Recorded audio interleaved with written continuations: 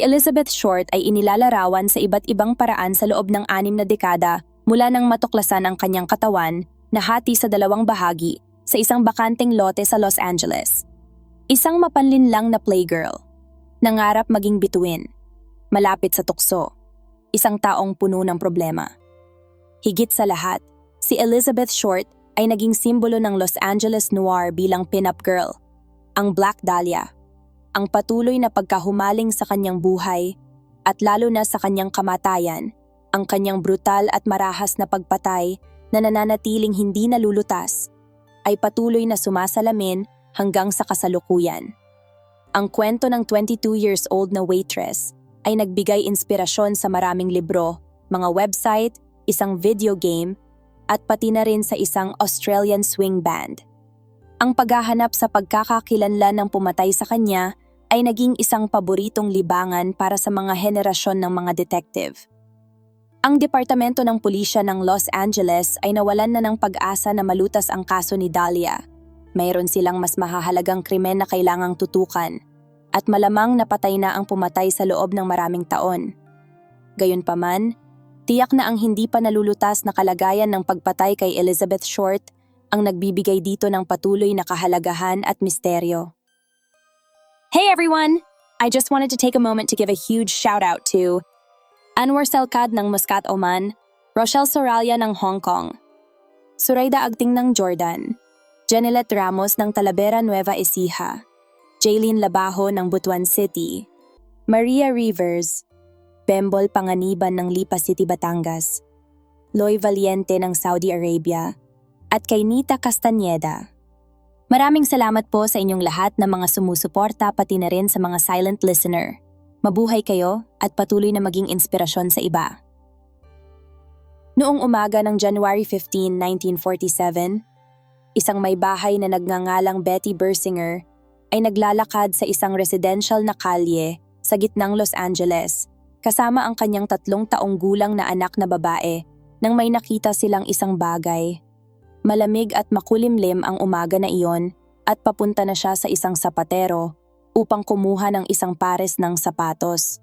Sa unang tingin, inisip ni Bersinger na ang puting anyo na nakalatag ilang pulgada mula sa bangketa ay isang sirang manikin. Ngunit nang pagmasdan niyang mabuti, natuklasan niya ang nakakakilabot na katotohanan. Ito ay ang katawan ng isang babae na naputol sa kalahati, nakataas ang mga braso ng babae sa kanyang ulo sa 45-degree na anggulo. Ang kanyang ibabang bahagi ay nakaposisyon isang talampakan mula sa kanyang katawan. Ang mga tuwid na binti ay nakabuka ng malawak. Ang katawan ay mukhang nahugasan at ang mga bituka ay maayos na inilatag sa ilalim ng puwit. Tinakpan ni Bersinger ang mga mata ng kanyang anak upang hindi makita ang tanawin, saka siya tumakbo patungo sa isang kalapit na bahay upang tumawag ng pulis. 2 detective, sina Harry Hansen at Finis Brown, ang itinalaga sa kaso. Nang dumating sila sa crime scene, sa Norton Avenue, sa pagitan ng 39th at Coliseum Street sa Los Angeles, ay nilulusob na ito ng mga reporter at mga tao na walang ingat na tinatapakan ang mga ebidensya. Inutusan ng mga detective ang karamihan na umatras, sa kanila sinimulan ang kanilang investigasyon. Dahil sa kakulangan ng dugo sa katawan at sa damuhang nakapaligid, napag-alaman nila na ang biktima ay pinatay sa ibang lugar at saka kinaladkad patungo sa lote, isa-isa. May hamog na nakita sa ilalim ng katawan, kaya't natukoy nila na inilagay ito roon pagkatapos ng 2:00 ng umaga nang bumagsak ang temperatura sa 38 degrees. Ang mukha ng biktima ay labis na nasira. Gumamit ang salarin ng kutsilyo upang hiwain ng 3 pulgadang sugat sa bawat kanto ng kanyang bibig, na nagbigay sa kanya ng isang nakakatakot na ngiti, na parang isang nakangising payaso. Ang mga bakas ng lubid sa kanyang mga pulso at bukong-bukong ay nagpakita na siya ay itinali at malamang ay pinahirapan din. Sa pamamagitan ng pagsukat ng 2 kalahati ng katawan, tinantiya ng mga detective na ang biktima ay may taas na 5 talampakan, 6 na pulgada at bigat na 115 pounds. Kamakailan lang ay tinina ang kanyang kayumangging buhok at napansin nilang na kinagat ang kanyang mga kuko. Matapos tawagan ang Los Angeles County Coroner upang kunin ang katawan, naiwan sa mga detective ang isang tungkulin. Tuklasin kung sino ang babae. Noong dekada 1940, ang ugnayan ng pulisya at media ay halos magkasangga. Ginagamit ng mga reporter ang mga pulis para makuha ang mga impormasyon at mga inside scoop. Samantalang umaasa naman ang mga pulis sa mga reporter upang maikalat ang mga detalye na maaaring makatulong sa paglutas ng mga krimen. Sa kaso ng Black Dahlia, ang mga detective ay nagbigay ng mga fingerprint na nakuha mula sa biktima. Ginamit ng mga mamamahayag ang kanilang sound photo machine, isang nauna sa modernong fax machine, upang magpadala ng mga pinalaking kopya ng mga fingerprint sa punong tanggapan ng FBI sa Washington, D.C. Inihambing ng mga technician ng FBI ang mga fingerprint sa 104 milyong fingerprint na nasa file nila at mabilis itong nagtugma kay Elizabeth Short. Kinuha ang mga fingerprint ni Short nang magtrabaho siya sa isang mailroom sa isang army base sa California, pati na rin para sa record ng pag-aresto dahil sa underage drinking sa Santa Barbara. Ipinadala rin ng FBI ang picture mula sa aplikasyon ng gobyerno ni Short. Nang makita ng mga mamamahayag kung gaano kaganda ang 22 years old na biktima, agad nilang napagtanto na mayroong silang isang kahindik-hindik na kwento. Ito ay isang malaking balita. Upang pasiglahin ang kwento, gumawa ng hindi etikal na pakana ang mga reporter, tinawagan nila ang ina ni Elizabeth, si Phoebe Short, at sinabi sa kanya na nanalo ang kanyang anak sa isang beauty contest. Matapos makuha ang mas maraming personal na impormasyon tungkol kay Elizabeth mula kay Mrs. Short, ipinaalam nila sa kanya na ang kanyang anak na babae ay patay na. Kasarian, kagandahan, karahasan. Nasa kwento ang lahat ng ito at sa lalong madaling panahon ay naging balita sa front page sa buong bansa. Si Elizabeth Short ay sagisag ng ideal na kagandahan noong dekada 40, taglay ang kanyang mabibilog na hita, malulusog na balakang at maliit na matangos na ilong. Kinulayan niya ng itim na itim ang kanyang natural na kayumangging buhok, pinintahan ng pulang-pula ang kanyang mga labi, at nilagyan ng puting mga bulaklak ang kanyang buhok. Sa kanyang malaporselanang kutis at nakakabighaning asul na mga mata, siya ay mistulang isang manika. Ang pinagmulan ng kanyang palayaw ay hindi malinaw. Sinasabi ng ilan na sinimulan siyang tawagin ng kanyang mga kaibigan na Black Dahlia dahil sa kanyang pagkahilig sa kulay na itim at sa pagtukoy sa isang pelikula noong 1946 na tinatawag na The Blue Dahlia. Ano man ang simula nito, tumakbo ang press kasama nito at sa paggawa nito, ginawang alamat si Elizabeth Short. Sa bayan kung saan siya lumaki, siya ay kilala lamang bilang Bete, ayon sa kanyang kaibigan at kababata na si Mary Patios. Si Short ay isinilang noong July 29, 1924 sa Hyde Park, Massachusetts. Isa siya sa 5 anak na babae ni na Phoebe at Cleo. Noong bata pa siya, lumipat ang kanyang pamilya sa Medford. Nawalan ng lahat si Cleo Short, ang ama ni Elizabeth, dahil sa pagbagsak ng stock market noong 1929. Para matakasan ang responsibilidad sa kanyang pamilya, nagpanggap siyang nagpakamatay. Nang magparamdam siya makalipas ang ilang taon, tumanggi ang kanyang asawa na makipagbalikan sa kanya. Nang iwan sila ng ama, lumipat ang pamilya Short sa isang maliit na apartment katabi ng tirahan ng pamilya Pasios. Doon ay naging parang ate si Elizabeth kay Pasios na 10 taon ang agwat sa kanya. Madalas niyang isama sa pamamasyal si Pasios, nanonood ng sine o kumakain ng ice cream. Paborito nilang panoorin ang mga pelikula ni na Ginger Rogers at Fred Astaire, pati na rin ang Gone with the Wind, na posibleng naging inspirasyon ni Elizabeth na mangarap makarating sa Hollywood. Ipinanganak si Short na may mga problema sa paghinga na naging hika at bronchitis habang siya ay tumatanda. Noong siya ay 16, sinimulan siyang ipadala ng kanyang ina upang magpalipas ng taglamig kasama ang mga kaibigan ng pamilya sa Miami, kung saan siya nakahanap ng trabaho bilang isang waitress. Sa edad na 19, sumakay si Short ng tren na cross-country para tumira kasama ang kanyang ama, na nakatira sa Vallejo, isang lungsod sa itaas lamang ng San Francisco, at nagtatrabaho sa Mare Island Naval Station. Inaasahan niya na ang paglipat sa California ay magbibigay daan sa kanya na makapasok sa mga pelikula. Ang muling pagkikita ni Short at ng kanyang ama ay hindi naging maganda.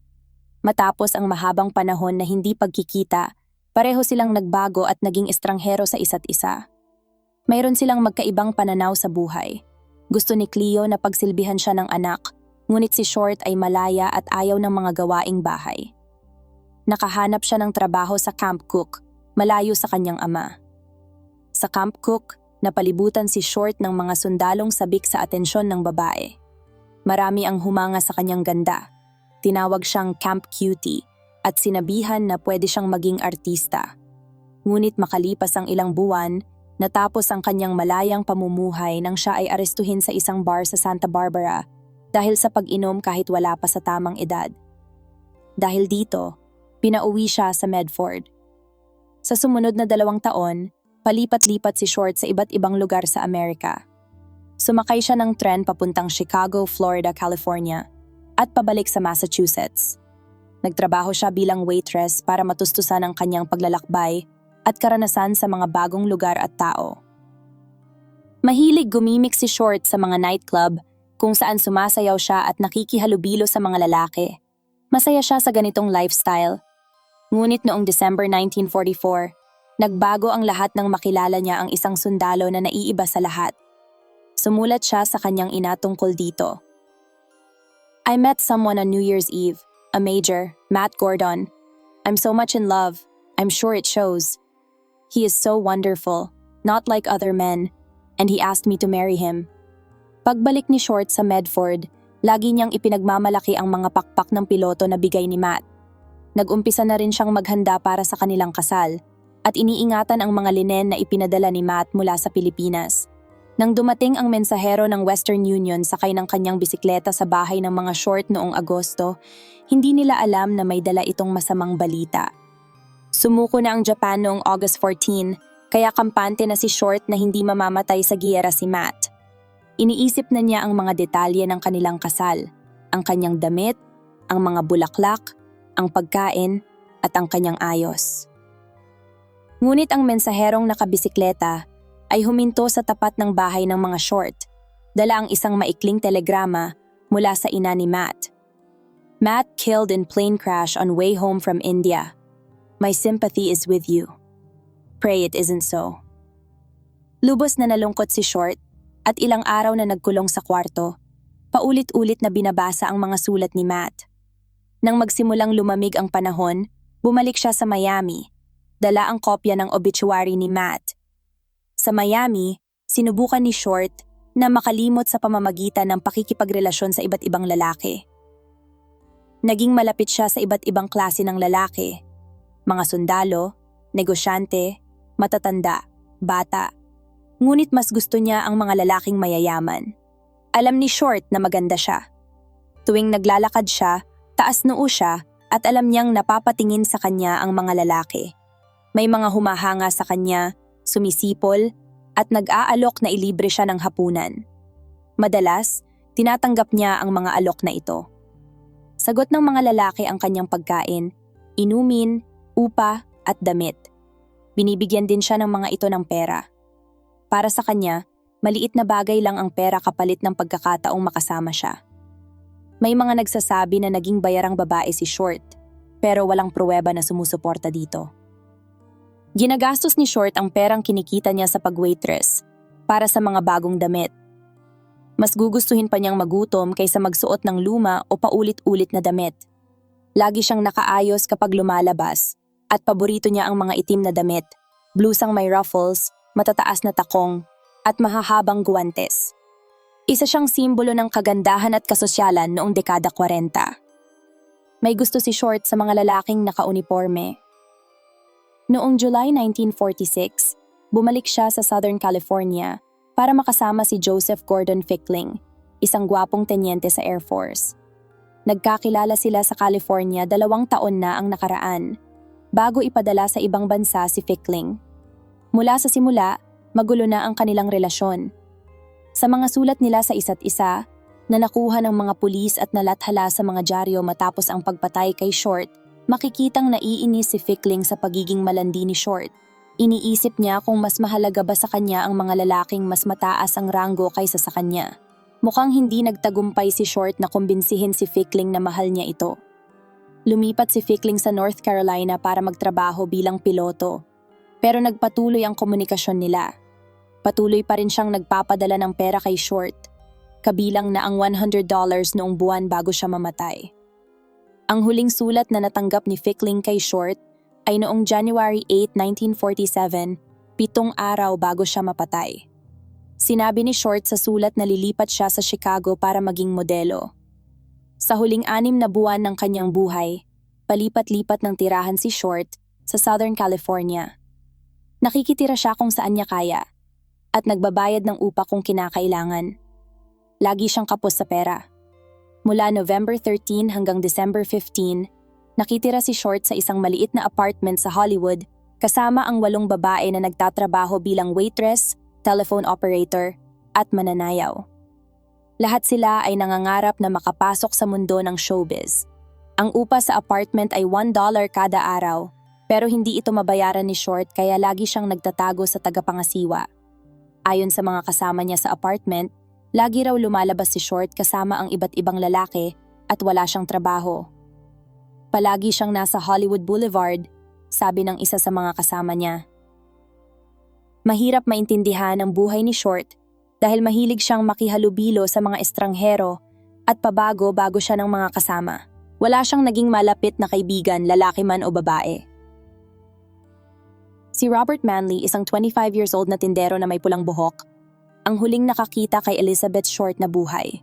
Nakita raw niya itong nakatayo mag-isa sa isang kanto sa San Diego at inalok ng sakay. Kahit nag-alangan noong una, nakumbinsi naman si Short na sumakay dahil sa mabait na pakikitungo ni Manley. Bago nito, nakikitira si Short sa isang pamilya na naawa sa kanya matapos siyang makitang natutulog sa isang 24 oras na sinehan. Ngunit hindi nagtagal ay napagod din ang pamilya sa kanya dahil tamad ito at laging wala sa bahay tuwing gabi. Kaya noong January 1947, pinaalis nila si Short. Saktong dumating si Manley para sunduin siya. Tumigil sina Short at Manley sa isang motel, pero natulog si Short nang nakabihis at hindi sila nagtalik, ayon kay Manley sa isang reporter. Kinabukasan, January 9, hinatid niya si Short sa Los Angeles at tinulungan itong mag-check-in ng bagahe sa istasyon ng bus. Sinabi ni Short na pupunta siya sa Berkeley para tumira sa kanyang kapatid, pero makikipagkita muna siya sa isang tao sa Biltmore Hotel. Hinatid siya ni Manley sa lobby ng hotel, pero iniwan din bandang 6:30 ng gabi para makauwi na sa pamilya niya sa San Diego. Ang Biltmore ay isang marangya at sikat na hotel na tiyak na magugustuhan ni Short. Itinayo noong 1920s, ito ang pinakamalaking hotel sa kanluran ng Chicago na may 1,000 rooms. Ang lobby ng Biltmore ay napakaganda. May mga pininturahang kisame, malalaking chandelier at mga sahig na gawa sa marmol. Malayong malayo ito sa itsura ng lugar kung saan natagpuan ang bangkay ni Short makalipas ang 1 linggo. Matapos matagpuan ang bangkay, 40 pulis ang nag-imbestiga sa lugar. Hinanap nila ang mga posibleng ebidensya sa mga kanal at basurahan. Kinausap din nila ang mga residente, pero wala silang nakuhang matibay na lead. Nahanap din ng mga investigador ang ama ni Short na si Cleo, na nakatira malapit sa pinangyarihan ng krimen. Sinabi ni Cleo na matagal na niyang hindi nakikita ang anak at galit pa rin siya dito dahil sa pagtanggi nitong tumira sa kanya noong pumunta siya sa California. Tumanggi rin si Cleo na kilalanin ang bangkay.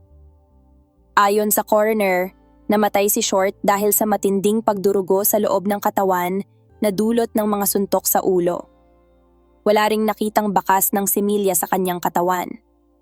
Nabanggit din sa ulat na marami siyang sira sa ngipin at nilagyan ng wax ang mga ito. Inimbestigahan ng mga pulis ang mahigit 20 lalaki na naging karelasyon ni Short, pero wala silang nakuhang matibay na ebidensya. Nang lumabas ang balita sa mga dyaryo, mahigit 30 tao ang umamin sa krimen, karamihan ay mga naghahanap lang ng atensyon. Sinayang ng mga pulis ang oras sa pag-iimbestiga sa mga taong ito habang hinahanap ang tunay na salarin. Ayon sa mga pulis, nakakatanggap din sila ng mga sulat mula sa mga taong nagpapanggap lang na may alam sa krimen. Hinala nila na ang pumatay kay Short ay isang taong hindi niya kakilala, kundi isang nakasabay lang niya. Kinausap ng mga pulis ang libu-libong tao na maaaring may alam tungkol kay Short o sa mga kakilala niya. Mabilis na napuno ang mga file cabinet nila ng mga notes at testimonya. Naisip ng mga investigador na ang maayos na pagkakahati ng katawan ni Short ay gawa ng isang taong may kaalaman sa medisina. Kaya nakipag-ugnayan sila sa University of Southern California para makakuha ng listahan ng mga estudyante sa medisina. Nakatanggap din ng FBI ng maraming sulat mula sa mga taong nagsasabing alam nila kung sino ang pumatay o kaya ay inaakusahan ang mga taong may galit sila. Ang lalaking ito ay nanloko sa akin ng $75. Nangako siyang ipapasok ako sa pelikula at gagawin akong sikat. Sulat ng isang babae sa FBI noong May 23, 1947. Hanggang ngayon, nananatiling palaisipan ang mga nangyari kay Short mula nang umalis siya sa Biltmore Hotel hanggang sa matagpuan ang kanyang bangkay. Pero isang bagay ang sigurado, sa loob ng 7 araw na iyon, nakasama niya ang pumatay sa kanya. Pinaglaruan, pinahirapan, at pinatay siya nito sa isang brutal na paraan. Noong January 25, natagpuan ang itim na bag at sapatos ni Short sa isang basurahan ilang milya ang layo mula sa pinangyarihan ng krimen. Kinilala ni Robert Manley ang mga gamit na ito. Nakilala niya ang sapatos dahil siya ang nagbayad para ipaayos ito sa San Diego. Ayon naman sa kanya, amoy pabango ni Short ang pitaka. Lumabas sa mga dyaryo ang mga detalyeng ito. May nagpadala rin ng isang pakete sa isang dyaryo makalipas ang 9 na araw. Amoy gasolina ang pakete na ginamit ng nagpadala para burahin ang fingerprints niya. Nasa loob nito ang mga gamit ni Short, kasama ang mga litrato, birth certificate, social security card, at ang obituary ni Matt Gordon. Mayroon ding address book na may pangalan ng 70 lalaki. Nahanap agad ng mga pulis ang mga lalaking ito at halos pare-pareho ang kwento nila. Nakilala nila si Short sa kalye o sa isang club. Nilibre siya ng inumin o pagkain, pero hindi na nila nakita ulit matapos sabihin ni Short na ayaw niya ng relasyon. Sumuko na ang LAPD sa paghahanap sa pumatay kay Elizabeth Short. Malamang napatay na ang salarin dahil sa sakit o katandaan, kaya hindi na siya mapapanagot sa kanyang krimen. Pero kahit ganito, marami pa ring mga tao ang patuloy na nag-iimbestiga sa kaso, umaasang malulutas nila ito. Iba-iba ang mga teorya nila, mayroong hindi kapanipaniwala at mayroon ding tila makatotohanan. Isa sa mga hindi kapanipaniwalang teorya ay ang pagturo kay Orson Welles, isang direktor ng pelikula na minsang gumawa ng magic trick kung saan hinati niya ang isang babae sa kalahati bilang suspect sa pagpatay kay Elizabeth Short. Sa aklat na Daddy Was the Black Dahlia Killer, sinisi ng isang public relations expert na si Janice Knowlton ang kanyang sariling ama sa pagpatay kay Elizabeth Short.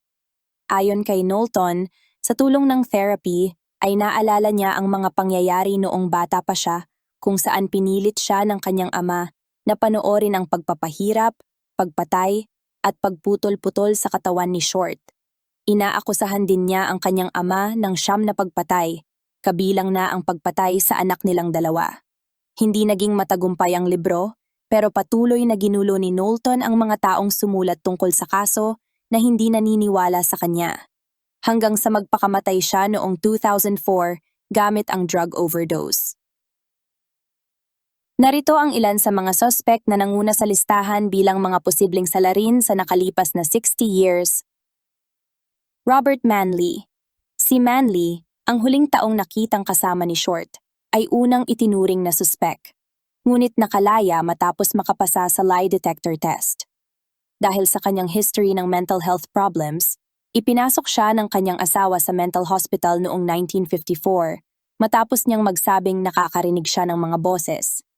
Sa parehong taon, tinurukan siya ng truth serum para subukang makakuha ng impormasyon tungkol sa pagpatay kay Short, ngunit wala pa ring nakuhang ebidensya. Muli siyang pinalaya. Namatay siya noong 1986, eksaktong 39 years matapos niyang ihatid si Short sa Biltmore Hotel. Ayon sa coroner, aksidente ang kanyang pagkamatay. Mark Hansen. Nakasulat sa address book na ipinadala sa dyaryo ang pangalan ni Hansen. Hindi malinaw kung paano napunta kay Short ang address book na ito. Si Hansen, isang 55 years old na lalaking taga-Denmark, ang may-ari ng Florentine Gardens, isang nightclub sa Hollywood na may mga burlesque shows. Marami sa mga babaeng nagtatrabaho sa club ay nakatira sa bahay ni Hansen na nasa likod lang ng club. Tumira si Short sa bahay ni Hansen ng ilang buwan noong 1946 at may mga balita na sinubukan siyang akitin ni Hansen pero hindi ito nagtagumpay. George Hodel. Noong 2003, isang retiradong LAPD detective na nagngangalang Steve Hodel ang naglathala ng isa pang Daddy Did It tract. Ngunit ang isang ito ay naging pambansang bestseller. Ayon sa Black Dahlia Avenger, A Genius for Murder. Inilarawan ni Hodel Jr. ang kanyang ama bilang isang malupit at misogynistic na pervert na nag-orgy sa bahay ng pamilya at nilitis dahil sa panghahalay sa kanyang 14 years old na anak na babae ngunit siya ay napawalang sala. Matapos mamatay ang kanyang ama noong 1999, nakuha ni Steve Hodel ang pribadong photo album ng kanyang ama na naglalaman ng 2 snapshot ng isang babaeng maitim ang buhok. Sinabi ni Hodel na ang babae ay si Short, ngunit pinabulaanan ng pamilya ni Short ang kanyang mga pahayag. Jack Anderson Wilson. Sa librong Severed: The True Story of the Black Dahlia Murder, itinuro ng actor at crime writer na si John Gilmore ang isang palaboy na alcoholic na nagngangalang Jack Anderson Wilson bilang suspek sa pagpatay. Sa isang interview noong 1980s, isinisiwalat daw ni Wilson ang mga detalyeng alam lang ng pumatay, tulad ng isang depekto sa ari ni Short na humahadlang sa kanya na makipagtalik. Ngunit bago pa man siya maaresto, namatay si Wilson sa isang sunog sa hotel. Kinwestiyon ng ibang mga Black Dahlia enthusiasts ang katotohanan ng libro dahil hindi nila mahanap ang mga source ni Gilmore, kaya nagdududa sila kung totoo ba ang mga ito. Walter Alonzo Bailey. Noong 1997, isang manunulat ng Los Angeles Times na si Larry Harnish ang nagturo kay Dr. Walter Alonzo Bailey bilang posibleng suspek. Si Bailey ay isang surgeon na nakatira malapit sa lugar kung saan natagpuan ang bangkay ni Short. Magkaibigan ang anak ni Bailey at ang kapatid ni Short. Ayon kay Harnish, may sakit sa utak si Bailey na maaaring naging dahilan ng pagpatay niya kay Short. Kahit naniniwala ang mga pulis na ang pumatay ay may kinalaman sa pag-oopera o pagkatay, si Bailey ay 67 taong gulang na noong mga panahong iyon at wala siyang record ng karahasan o krimen. Hindi rin sigurado kung magkakilala sila ni Short. Wala sa mga suspek ang inendorso ng LAPD. Dahil nawala ang karamihan sa mga mahahalagang ebidensya sa kaso ng Black Dahlia, kabilang ang 13 sulat na ipinadala ng pumatay sa pulisya at media, malabong masolusyonan pa ang kaso. Ito ang sinabi ni Det. Brian Carr, na siyang humawak ng kaso noong 1996. Makalipas ang 6 na dekada, noong 2006, naisabuhay ang kwento ni Elizabeth Short sa pelikula ng Universal Pictures batay sa nobelang The Black Dahlia ni James Ellroy noong 1987. Sa direksyon ng batikang direktor na si Brian De Palma at may budget na humigit kumulang $45 million. Ang pelikula ay pinagbidahan ni na Josh Hartnett, Aaron Eckhart, Scarlett Johansson, Hilary Swank, at, bilang ang misteryosang Black Dahlia, si Mia Kirshner. Inilibing si Short sa Mountain View Cemetery sa Oakland sa isang tahimik na seremonya na dinaluhan ng 6 na miyembro ng kanyang pamilya. May iilang pulis din na naroon, nagbabaka sakaling sumulpot ang killer para sa huling pagpapaalam sa kanyang biktima. Sa kabila ng mga dekada ng haka-haka at napakaraming suspect, nananatiling cold case ang pagpaslang kay Elizabeth Short. Ang kanyang brutal na pagkamatay ay nagsisilbing isang malagim na paalala sa kadiliman na maaaring magtago sa ilalim ng kinang at glamour ng Hollywood. Bagamat ang kanyang pangarap na maging bituin ay naputol ng walang awa, ang kanyang kwento ay patuloy na nabubuhay, hindi lamang bilang isang misteryo, kundi bilang isang testamento sa isang batang babae na nangahas na mangarap ng isang mas magandang buhay.